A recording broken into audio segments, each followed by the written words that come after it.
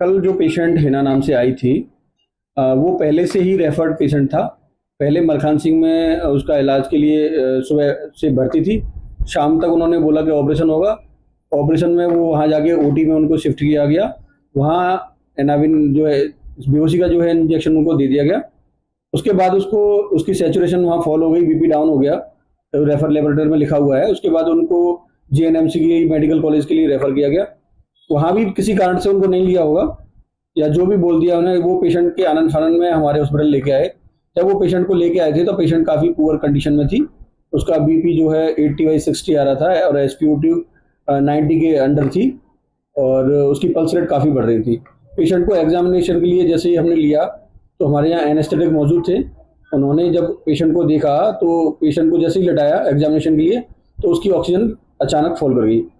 फटाफट उसको इंटूबेट करके शिफ्ट कराया गया दूसरे हॉस्पिटल में। वहाँ रास्ते में जाते ही उसने दम तोड़ दिया। जैसे कि आरोप आपके हॉस्पिटल को लग रही है, आपके यहाँ लापरवाही हुई है, तो क्या कहते हैं? हमारे यहाँ तो उसका कुछ हुआ ही नहीं है। हमने ना उसको बेहोशी का इंजेक्शन दिया, ना उसका ऑपरेशन हुआ। हालत उसकी पहले से ही डाउन थी, स्पाइनल का असर बाद में लेट असर हुआ होगा, इस कारण उसकी मृत्यु हो गई। ये आरोप निराधार है। जो भी खबरें चलाई जा रही हैं हमारे प्रति, वो सब गलत हैं, और उनके लिए विधिवत कार्रवाई अमल में लाई जाएगी, और मैं जो भी कार्रवाई होगी अपने वकील से लेकर बात करूंगा। क्या जो पीड़ित ने आपके हॉस्पिटल या आपके खिलाफ कोई कार्रवाई की? नहीं, पीड़ित के परिजनों ने कोई कार्रवाई नहीं की है। और जब जिसका भी कोई आदमी खत्म होता है या किसी की मृत्यु होती है तो उसका परिवार आगोश में आके ऐसी चीजें कह देता है। ना हमारे कोई खिलाफ कोई कंप्लेंट है, ना ही किसी चीज का कोई है। उन्होंने समझौता करके मरीज का अंतिम संस्कार कर दिया गया।